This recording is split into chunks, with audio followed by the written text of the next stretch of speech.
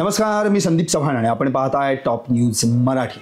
आज दिवसभरात top news मराठीच्या माध्यमातून आपण महाराष्ट्राचा महानिकाल तेही लाईव्ह पाहताय।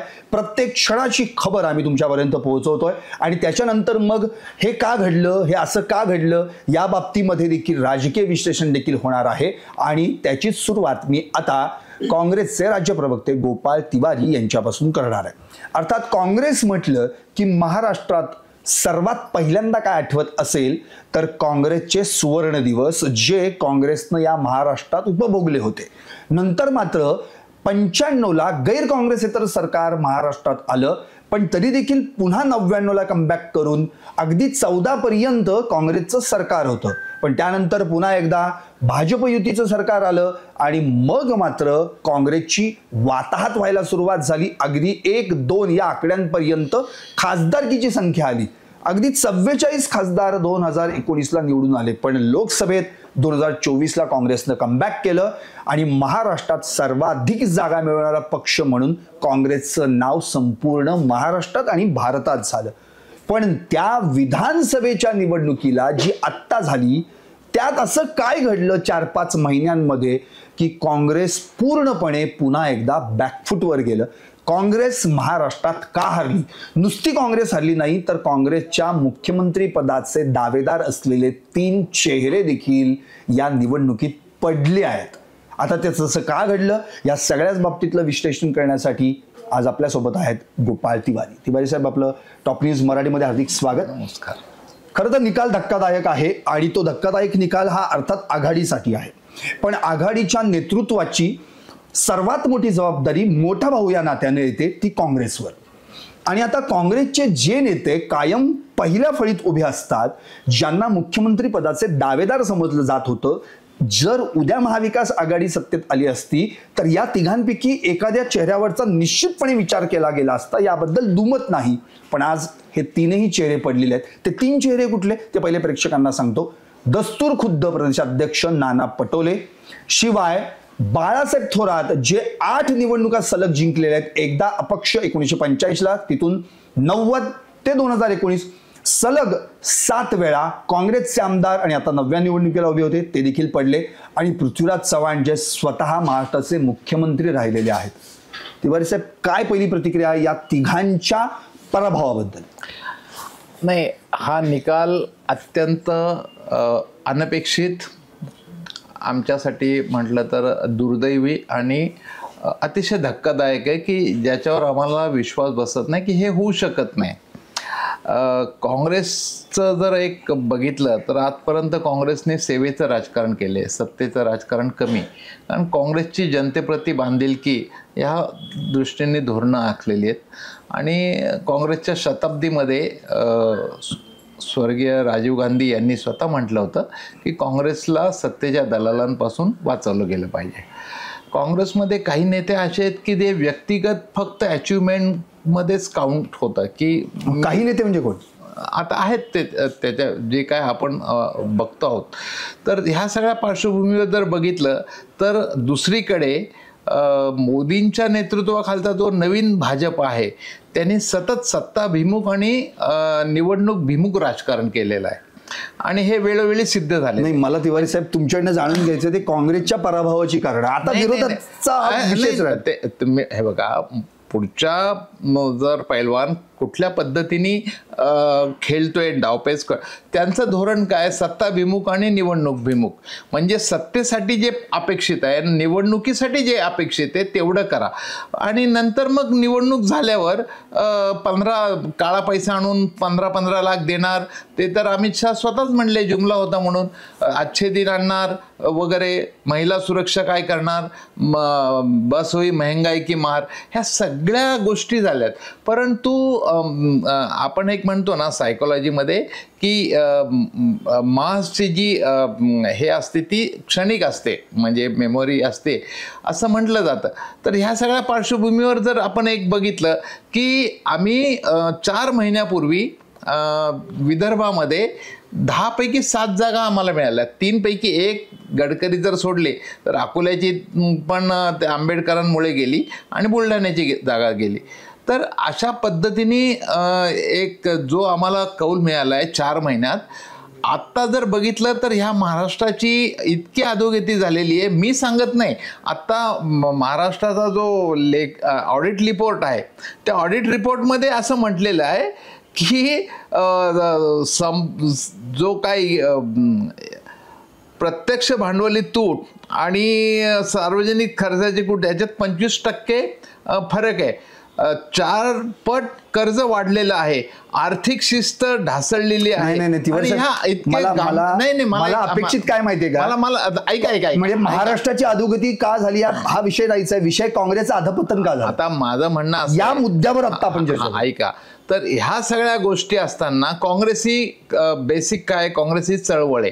काँग्रेस चळवळ आहे म्हणजे केडर पार्टी नाहीये हे स्वतःच काँग्रेसने कळलं. परंतु on the contrary Bharatiya Janata पक्ष, राष्ट्रीय स्वयंसेवक संघ हे केडर पार्टी आहे आणि घर तो घर जात आहेत. कारण आजपर्यंत असं काँग्रेसचं धोरण आहे की आपण जनतेच्या हिताचं करतोय, जनता जनार्दनाने जर मनात आणलं तर आपणच चांगलं काम करतोय, निष्पक्ष म्हणजे निस्वार्थीपणे करतोय, निरपेक्ष डोअर टू डोअर जात आहेत. तुम्हाला कोणी अडवलं होतं डोअर टू डोअर जायला? बरोबर आहे ना, परंतु सत्ता हे लोकशाहीचे 4 स्तंभ आहेत. आता त्यापैकी आपलं एक माध्यमाचा स्तंभ आहे जे वास्तवदर्शी आणि सत्यशोधक पत्रकारिता जी अपेक्षित आहे आपण ती पाळताय. सर्वच माध्यमांनी ह्या वास्तवतेपासून जनतेला अनभिज्ञ ठेवलं का? एक गोष्ट. प्रशासन एक लोकशाहीचा स्तंभ आहे जे लोकांच्या रेव्हेन्यूमधनं, लोकांच्या नागरिकांच्या महसुली उत्पन्नातनं ज्यांचे पगार जातात, ज्यांच्या पोझिशन आहेत ते प्रशासन देखील प्रामाणिक राहिलं का? दुसरं न्यायालय. ऐका न्यायालय प्रश्न नाही मी सांगतो ना तुम्हाला, न्यायालयाच्या बाबतीत जे असंविधानिक सरकार जे गेले 2.5 वर्ष आहेत, आज सुद्धा न्यायालयाने स्पष्ट आम्हाला ते फेटाळून लावायचं होतं आणि हे झालेलं सरकार योग्य असं म्हणलं पाहिजे होतं, पण ते शेवटपर्यंत ते भिजत ठेवलं. शेवटी ही जबाबदारी लोकशाही, स्वातंत्र्य आणि जनकल्याण राज्यव्यवस्था टिकवण्याची जबाबदारी लोकशाहीच्या 4 स्तंभाची आहे. मान्य. मला काय म्हणायचं माहिती का, माझा प्रश्न असा होता, त्यामुळे एक मिनिट मी थेट त्या 3 चेहऱ्यांबद्दल बोलतो. बरोबर आहे ना. आता आपल्याला घुमजाव किंवा गोलगोल फिरण्यात काहीच मजा नाही. हे बघा, आता मॅन्डेट मिळालेला आहे त्यांना, बरोबर, आपल्या आत्मचिंतनाची मॅन्डेट मिळालेला आहे, पण तो कशा पद्धतीने मिळालेला आहे त्याच्यावर विश्लेषण व्हायला पाहिजे. निश्चित. पण आता आपल्याला चर्चा त्याच्यावर पण मी जनतेचं लक्ष नक्की ना, आपण तो मी घेईन की हे कसं काय शक्य आहे. म्हणजे अशा पद्धतीने की ज्या नेत्यांच्या विरुद्ध एक आक्षेपार्ह बाब नाहीये कुठे आणि ते अशा पद्धतीने निवडणूक हारू शकतात, याच्यात कुठलंय म्हणजे माझ्या मते हा नैतिक कदाचित आमचा नैतिक पराभव नाहीये, तांत्रिक जरी असला तरी नैतिक पराभव नाही. मला मग झारखंडच्या बाबतीत मग तुम्ही काय म्हणाल? मग झारखंडमध्ये जर तिथे भाजप अगदी निसटती त्यांची पराभूत झाली तर मग ते कसं काय आपण म्हणणार? हे बघा, तुम्हाला सांगतो, ज्या यंत्रणा आता भारतीय जनता पक्ष, ह्याच्या पुढे आम्ही म्हणत होतो भारतीय जनता पक्ष एकटा नाही लढत, भारतीय जनता पक्षाच्या सोबत ईडी आहे, सीबी आहे, आता निवडणूक आयोग आहे का काय असं आम्हाला म्हणावं लागतंय. कारण तुम्हाला परवाची गोष्ट सांगतो, निवडणूक प्रचार संपण्याची दिवस 5 वाजता आहे असं सुप्रिंटेंडेंट ऑफ पोलीस सर्क्युलर काढतात आणि सत्ताधारी पक्षाच्या उमेदवारांना ते माहिती असतं. आमच्या कॅन्टोन्मेंटमध्ये रमेश बागवेंच्या सभेला जेव्हा सुषमा अंधारे आल्या तेव्हापर्यंत आम्हाला वाटत होतं 5 पर्यंतच आहे, परंतु नंतर असं कळलं की आत्ता 2 तासापूर्वी सर्क्युलर आलं, गॅझेट आलं, हे आलं, GR आलाय की 6 वाजेपर्यंत वाढवलंय. हे टिंगलीचा गोष्ट नाही आहे ना. नाही ठीक आहे, आता आपण हे ऐका ही गंभीर गोष्ट आहे. जर 6 वाजेपर्यंत प्रचाराची मुदत आहे तर ते जाहीर करायला पाहिजे होतं ना. तुम्ही लास्ट मिनिटला सर्क्युलर काढताय, हे काय? नाही, मी नक्की काय खेळ आहे का? पुण्यातल्या जागांवर येणार. पहिल्यांदा ह्या 3 चेहऱ्यांबद्दल बोला आणि हे 3ही चेहरे तुम्ही स्वतः काँग्रेसचे कार्यकर्ते मूळचे आहात, म्हणजे इतके पक्षातले नेते आले गेले पण तुम्ही मात्र काँग्रेसचे एकनिष्ठ राहिलेले आहात. मला इतकंच म्हणायचं, या 3 नेत्यांबद्दलच्या पराभवाचं प्रमुख कारण काय आहे? पहिल्यांदा आपण घेऊयात पृथ्वीराज चव्हाण. पृथ्वीराज बाबा चव्हाण, हे बघा, त्यांचं काम, त्यांच्या त्या भागात वलय, त्यांच्या सभा आम्ही जाऊन बघितलेल्या आहेत. आणि दस्तूर खुद्द मोदींच्या सभांना खुर्च्या रिकाम्या झाल्यात आता 5-7 दिवस 8 दिवसापूर्वी. मग का पडले ते? मग त्यासाठी काही गोष्टी आहेत की ज्या आज उद्यामध्ये आम्हाला त्यांच्याकडनं कळतील. आतापर्यंत मी त्या तिन्ही नेत्यांना संपर्क करायचा प्रयत्न केला, परंतु काही गोष्टी येतील ना बाहेर. हे बघा, आता मुळात मी एक्झिट पोलच्यावर माझा तर अजिबात विश्वास नाही. टॉप न्यूज मराठीनं कोणत्याही प्रकारचा एक्झिट पोल दिला नाही, कधी आम्ही दावा पण केलेला नाही आणि कुठलं डिस्क्लेमर देऊन ह्या आमचा अंदाज योग्य ठरेल असं आम्ही कधी म्हटलेलं नाही. पण आम्ही काय केलं, आम्ही प्रत्यक्षात आमचे प्रतिनिधी त्या भागात पाठवले. आम्ही कराड दक्षिणमध्ये, कराड उत्तरमध्ये, साताऱ्यामध्ये देखील आपली गाडी फिरली. तिथे प्रत्यक्षात आमचे रिपोर्टर्स होते. त्यांनी जेव्हा त्या ठिकाणी सगळ्या जनतेशी चर्चा केली, इव्हन पृथ्वीराज बाबांचा देखील आपल्याकडे टिकटॅक आहे, तर एवढ्या सगळ्यांची चर्चा केल्यानंतर इथे जेव्हा मी रिपोर्टरला विचारलं की तुझा अंदाज काय वाटतो, त्या ठिकाणी काय होईल, तेव्हा सुद्धा त्यांनी हाच अंदाज वर्तवला होता की पृथ्वीराज बाबांची सीट आता धोक्यात वाटते.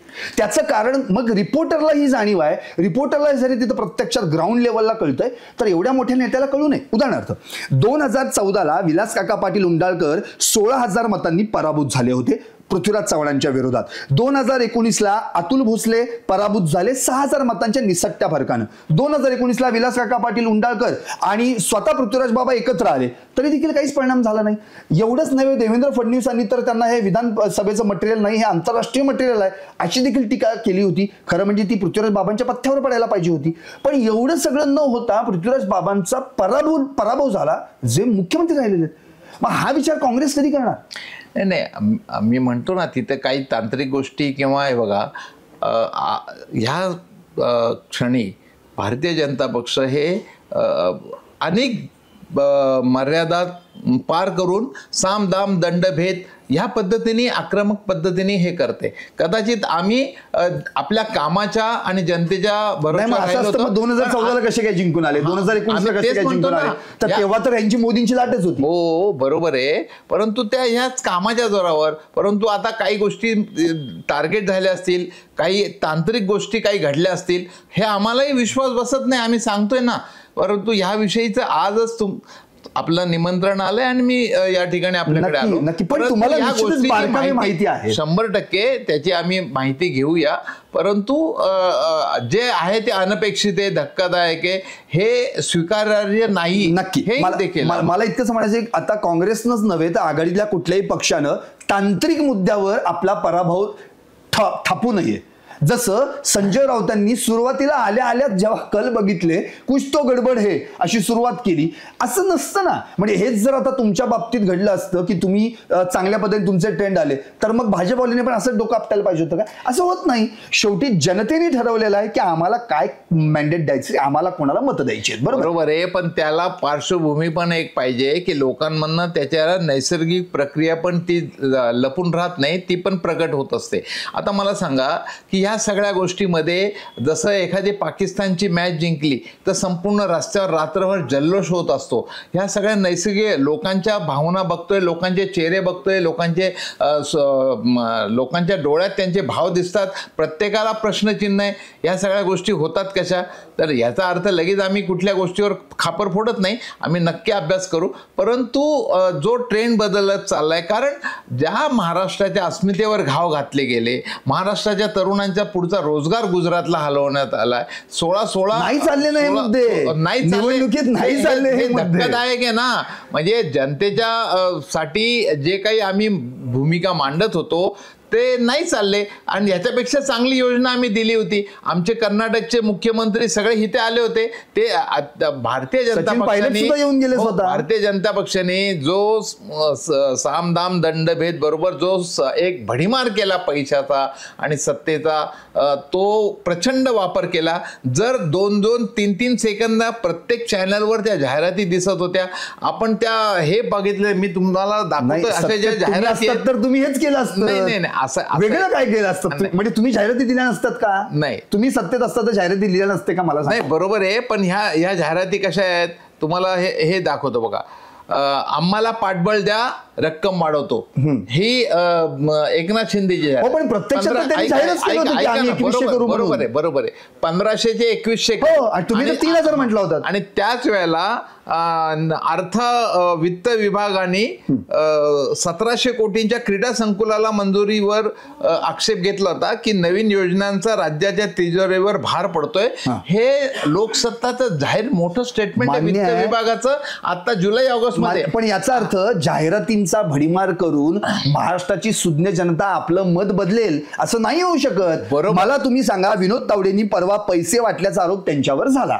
तो आरोप झाल्यानंतर विनोद तावडेंनी यांना पण सांगितलं की मी तुम्हाला समन्स बजावेन. त्यात राहुल गांधींचं पण नाव आहे, बरोबर, त्यामध्ये मल्लिकार्जुन खरगेंचं पण नाव आहे, सुप्रिया सुळेंचं पण नाव आहे. आज त्याच ठिकाणी काय झालंय, हितेंद्र ठाकूरांचा पण पराभव झाला, क्षितिज ठाकूरांचा पण पराभव झाला. म्हणजे याचा अर्थ नेमकं काय घडलं? हे बघा, वास्तवताला बगल देऊन जर निवडणूक भिमुख राजकारण करायचं असेल, सत्ता भिमुख राजकारण करायचं असेल आणि नंतर जर सांगायचं असेल तर हे तर जुमला था. मग ती अकाउंटेबिलिटी काय जनतेची, तो प्रामाणिकपणा काय? शेवटी ही प्रामाणिकपणाचा जो एक पिंड आहे तो पण राजकारणांमध्ये दिसला पाहिजे आणि त्याला काळ जावा लागेल. लोकांना ऐका, लोकांना अनुभव यावे लागतील. कारण जे काळा पैसा प्रचंड आहे, आम्ही 15-15 लाख देऊ, शेतकऱ्यांना आम्ही दुप्पट भाव देऊ आणि ह्या सगळ्या गोष्टी कुठेही ते पूर्ण करू शकले नाही. आणि त्याच्यानंतर ह्यांनी सरळ सरळ हात वर केले, ते निवडणुकीचा जिमला म्हणले. आणि तरी सुद्धा जनता जर तोच अनुभव घेऊ पाहत असेल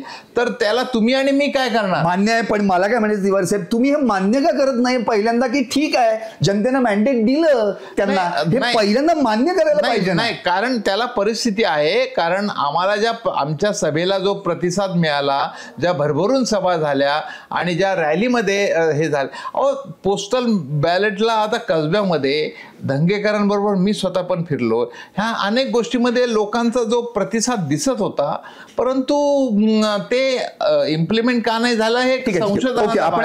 कारण जाहीर सभांमध्ये त्यांच्या सभ्यांच्या खुर्च्या रिकाम्या होत होत्या आणि तरी सुद्धा लोकांनी अशा पद्धतीने जर खुर्च्या रिकाम्या असल्या तरी बॅलेट पेपर हे भरभरून म्हणजे सॉरी ईव्हीएम मशीन भरभरून वाहिल्या त्या महायुतीकडे, हे आता आपल्याला क्लिअर दिसते. आज दुसरी गोष्ट, दुसरा नेता म्हणजे नाना पटोले, काँग्रेसचे प्रदेशाध्यक्ष, मुख्यमंत्री पदाचे दावेदार. दुसरी गोष्ट म्हणजे विधानसभेचे ते अध्यक्ष पण राहिले होते, एकदा खासदार. शिवाय लाखांदूर हा जो पूर्वीचा पुनर्रचनेपूर्वीचा जो मतदारसंघ होता त्या ठिकाणी 99ला 2004ला ते काँग्रेस एकदा अपक्ष म्हणून निवडून आले. नंतर ते 2009ला भाजपमधून साकोली या मतदारसंघातून निवडून आले भाजपकडून आणि 2019ला पुन्हा एकदा काँग्रेसकडून ते निवडून आले. म्हणजे त्यांचा प्रवास जर पाहिला आपण तर काँग्रेस पुन्हा भाजप पुन्हा काँग्रेस असा झाला. पण नाना पटोलेंना त्या ठिकाणी अविनाश ब्राह्मणकर या उमेदवारानं पराभूत केलं. आता प्रश्न मला असा पडलेला आहे, ज्या नाना पटोलेंच्या खांद्यावर लोकसभेची जबाबदारी होती, ज्याने संपूर्ण महाराष्ट्रामध्ये काँग्रेस नंबर 1चा पक्ष बनवला, त्याच नाना पटोलेंना त्यांच्याच मतदारसंघामध्ये जर पराभूत व्हावं लागत असेल तर हा पराभव कुणाचा? नाना पटोलेंचा, काँग्रेसचा की आणखी कुणाचा? हे बघा, त्याच्यामध्ये ह्या सगळ्या गोष्टी तांत्रिक जे रिझल्ट आलेत त्याच्यातनंच आपल्याला माहीत झालेत हा पराभव आहे म्हणून. परंतु याची आम्ही शहानिशा करू, याची माहिती घेऊ, याच्यावर 100%. तुम्हाला वाटत होतं की नाही वाटत होतं पटोले हरतील, नाही, पृथ्वीराज बाबा हरतील, नाही ना, बाळासाहेब थोरात हरतील? काही मागच्या वेळेला जिथे नागपूर जिल्हा परिषदेमध्ये पण काँग्रेसचं सत्ता स्थापन झाली, परिषदेमध्ये झाली, एवढ्या मोठ्या प्रमाणावर मागच्या वेळेला 10 पैकी 7 जागा जिथे काँग्रेस आणि महाविकास आघाडीला मिळाल्या, काँग्रेसला मिळाल्या, त्या ठिकाणी ही आम्हाला अपेक्षा नव्हती. त्याच्यावर आता आम्ही 100% याची माहिती घेऊया ना. त्याच्यामुळे थोडा काही दिवस जाईल आणि त्यावर मग आम्ही योग्य ते अभ्यास करून आणि त्याचं चिंतन करून नक्की आपण तिसरा चेहरा घेऊ, म्हणजे बाळासाहेब थोरात. अर्थात बाळासाहेब थोरात म्हणजे काँग्रेसचं संयमित व्यक्तिमत्व, अतिशय गुणी आणि महत्वाचं म्हणजे तब्बल 8 वेळा खासदार, म्हणजे अपराजित आमदार 8 वेळा असं त्यांच्या बाबतीत म्हटलं जातं. आणि ते प्रत्यक्षात त्यांनी सिद्ध करून दाखवलेलं. 85 पासून आतापर्यंत 2019 पर्यंत संगमनेरमध्ये कुणाची ताकद नाही झाली की त्यांना हरवण्याची. पण यावेळी शिंदे गटाच्या एका नवख्या तरुणानं, अमोल खताळ यांनी त्यांचा पराभव केला. आता त्याची पार्श्वभूमी पण थोडीशी वेगळी आहे. खताळ आणि थोरात यांचा संघर्ष काही आत्तापासूनचा नाहीये. म्हणजे त्याची पार्श्वभूमी माझ्या प्रेक्षकांना पण बीजे खताळांपासून माहित व्हावी. बीजी खताळ जेव्हा माजी मंत्री देखील ते राहिले होते आणि 1984 मध्ये संगमनेर साखर कारखान्याची स्थापना झाली होती. तो साखर कारखाना स्थापन झाल्यानंतर शेतकरी गोळा करणं, आणखी कर्ज उभारणी करणं यासाठी बीजी खताळांनी प्रयत्न केले होते. पण त्यावेळी स्वातंत्र्य सेनानी भाऊसाहेब थोरात हे नवं त्या ठिकाणी नेतृत्व उदयास आलं आणि मग बीजी खताळ मागं पडत गेले आणि ते पुढे गेले. पुढे 1989 ला एक सभा झाली, वार्षिक सर्वसाधारण सभा. आणि ती वार्षिक सर्वसाधारण सभा जी झाली त्यावेळी काजळे नावाचे त्या ठिकाणी अध्यक्ष होते आणि त्याच ठिकाणी थोरात आणि खताळ यांचे गट होतेच, आता अर्थात एकमेकांच्या विरोधात होते. आणि तिथे वसंत देशमुख जे कायम खताळांच्या बाजूने होते ते त्या ठिकाणी भाषणाला उभे राहिले. आता वसंत देशमुखांनी त्यावेळी थोरातांवर टीका करायला सुरुवात केली आणि काजळेंनी स्वतः देशमुखांना त्यावेळी मारहाण केली. हेच ते वसंत देशमुख जे आता आपल्याला आठवत असेल या आत्ताच्या विधानसभा निवडणुकीपूर्वी सुजय विखेंच्या धांदळफळ म्हणून जे गाव आहे, जे त्यांचं स्वतःचं गाव आहे आणि खताळांचं सुद्धा, त्या ठिकाणी जयश्री थोरात म्हणजे बाळासाहेब थोरातांची मुलगी यांच्याविषयी वादग्रस्त विधान केल्याबद्दल चर्चेत आले होते. याच वसंत देशमुखांनी 2009 मध्ये देखील अशीच एक वार्षिक सर्वसाधारण सभा होती जेव्हा सुधीर तांबे हे व्याही बाळासाहेब थोरातांचे होते. त्यावेळी देखील त्यांनी अशीच मेवणे होते त्यावेळी देखील त्यांनी अशीच टीका केली आणि त्यावेळी देखील पुन्हा त्यांना मारहाण झाली होती. सो हेच वसंत देशमुख आणि खताळ तुम्ही आता पाहत असाल शेवटपर्यंत सुजय विखे, वसंत देशमुख हे सगळे एकत्र होते आणि हा पराभव घडला. म्हणजे कारखान्यातला संघर्ष अगदी आता संगमनेरच्या राजकारणापर्यंत येऊन ठेपलेला आहे. आता मला सांगा, बाळासाहेब थोरातांना पाडण्यात, हरवण्यात, पराभूत करण्यात केवळ एक हा मुद्दा अपेक्षित ठरू शकतो? नाही, तो अपेक्षितच नव्हता हा मुद्दा. किंबहुना जयश्री थोरातांच्या बाबतीत त्यांनी जे वक्तव्य केलं त्याच्यावर कडकडीत बंद पाळला गेला, हे पण मी तुमच्या निदर्शनास सांगून देतो.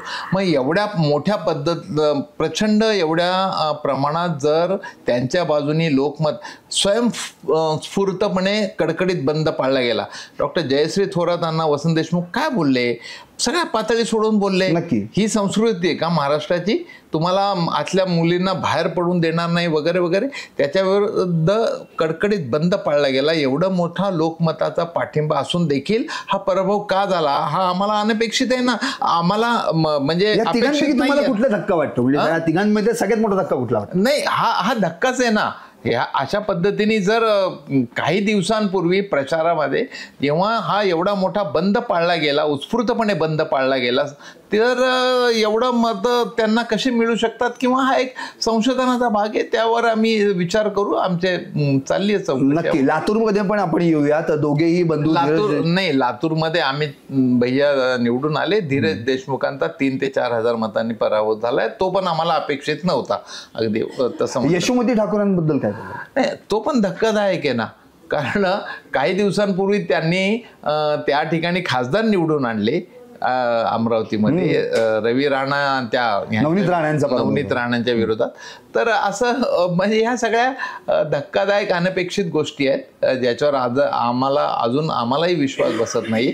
परंतु तुम्हाला एकच सांगितलं की याच्यात सत्ताभिमुख, निवडणूक भिमुख राजकारण आहे. उद्याचं काय होईल याची चिंता न करायची आणि आज कसं आपली तिथे पोळी भासता येईल आणि कशा पद्धतीने निवडून येता येईल हे एवढंच जर तांत्रिक दृष्ट्या जर फोकस केलं तर त्याला कोणी काय करू शकतं. नक्कीच. आपण आता आपल्या पुण्याकडे येऊयात. अर्थात कसबा, पुणे कॅन्टोन्मेंट आणि शिवाजीनगर. कसब्यामधला जो पराभव आहे तो पराभव म्हणजे तिकडे आज भाजपनं कसब्यात दिवाळी साजरी केली. कारण की जे पराभवाचं उट्ट त्यांना काढायचं होतं ते यावेळी त्यांनी काढलं. पोटनिवडणुकीचा पराभव जिवारी लागला. लोकसभेमध्ये थोडं फार का होईना पण त्यांनी बॅलन्सिंग केलं. आर्थिक खासदार जिंकून आणला त्यांचा.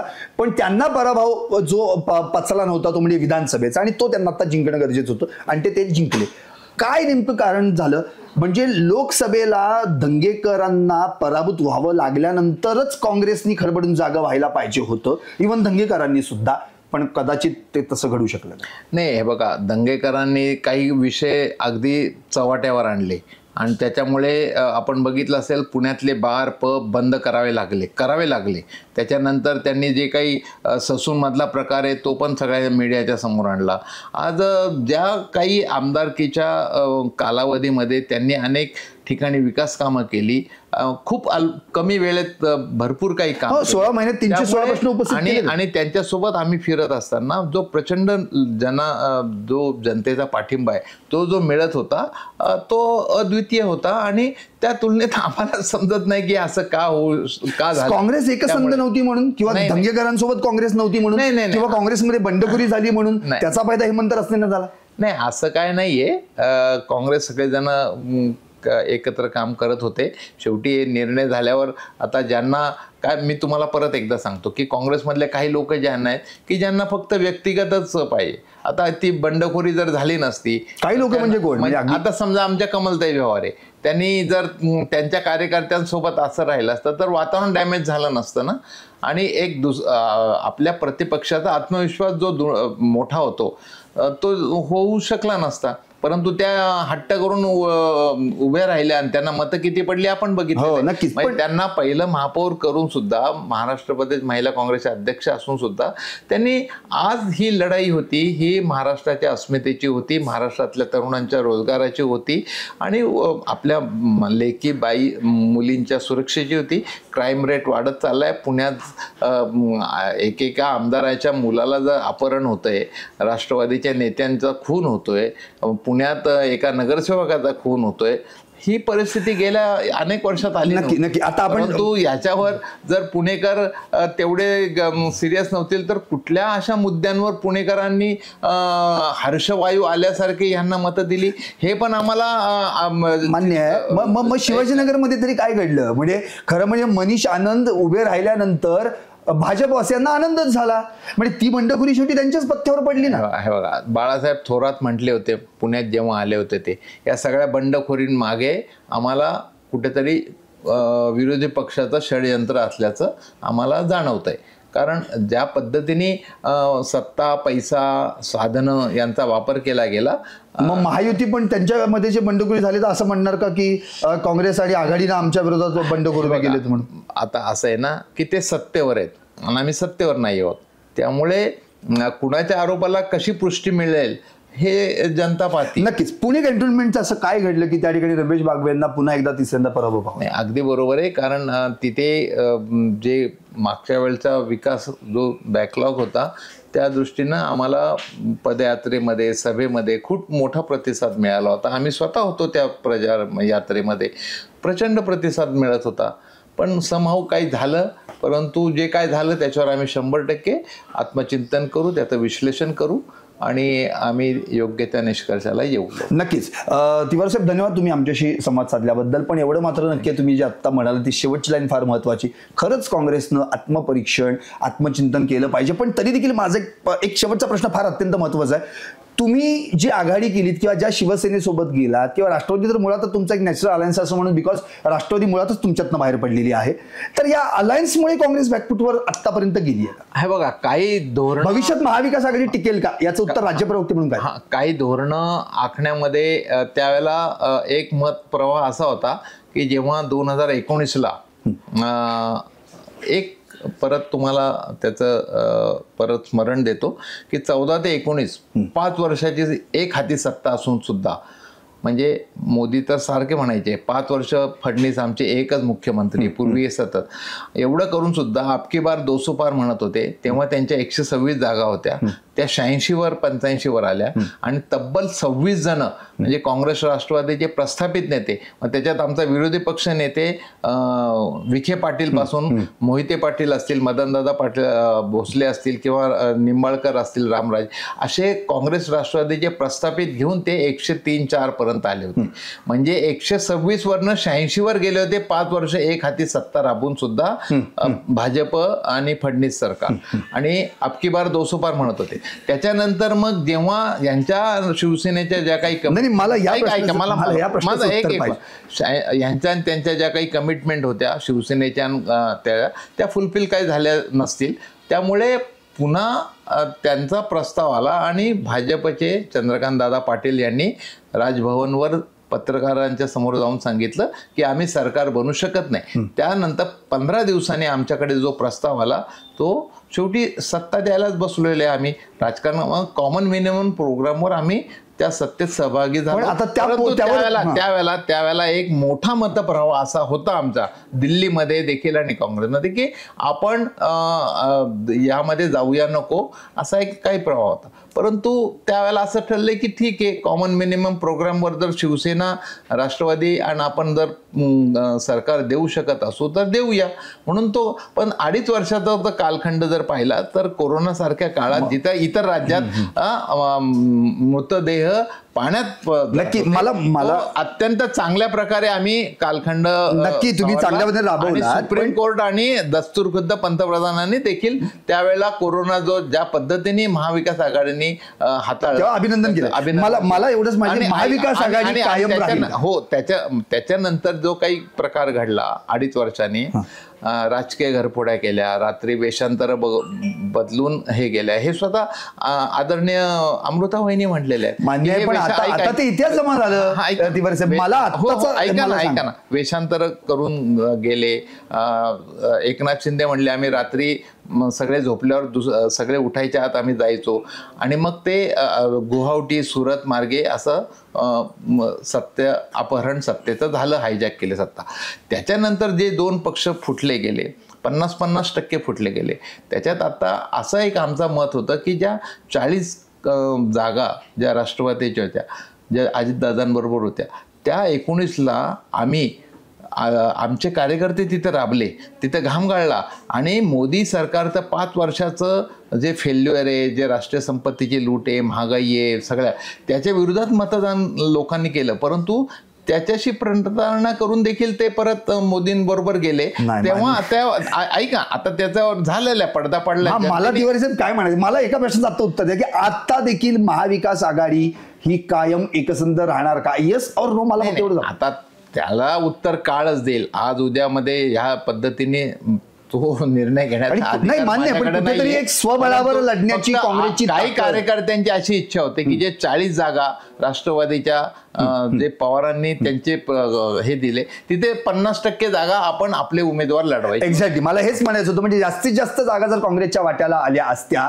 जो 101 आकडा ज्यांनी 2019 मध्ये 147 जागा लढवल्या होत्या असं काही जणांचं झालं असतं तर निश्चितच फायदा झाला असता. एकंदरीतच या सगळ्या गोष्टींचा विचार केला तर काँग्रेसनं आता आत्मचिंतन करणं अत्यंत गरजेचं आहे. कारण की या 2 पक्षांसोबत काँग्रेसनं जाऊन खरंच आपल्याला आपण बॅकफूट आणण्यासाठी वातावरण निर्मिती केली का नाही याचा भविष्यात निश्चितच विचार करायला हवा. पाहत राहा top news Marathi.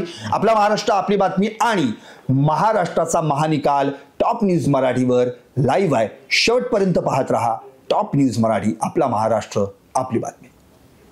Tours and travels विश्वातील एक विश्वसनीय नाव मँगो हॉलिडेज घेऊन आले आहेत धम्माल फॉरेन टूर्स खास तुमच्यासाठी.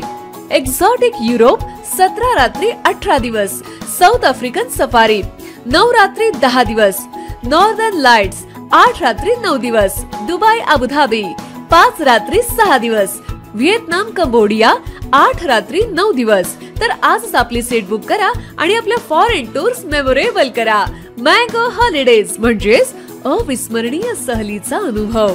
मँगो हॉलिडेज, 4था मजला, स्वोजस कॅपिटल अतिथी रेस्टॉरंटच्या वर, लॉ कॉलेज रस्ता, पुणे 4. संपर्क पुणे 83 839 505 किंवा 80 80 81 74 54. मुंबई 83 839 503 किंवा 96 53 18 74 78. Come on guys, hurry up. अरे सुन ना, एक ब्रेक ले लेते हैं. Guys, I'm telling you, तुम लोगों को सही से ट्रैकिंग नहीं आता. But that's okay, you can learn. रोज का ढक्कन देना. तो ये रेड वाला है, सही वाला देना. अबे ढक्कन, पहले तो सही पानी पीना.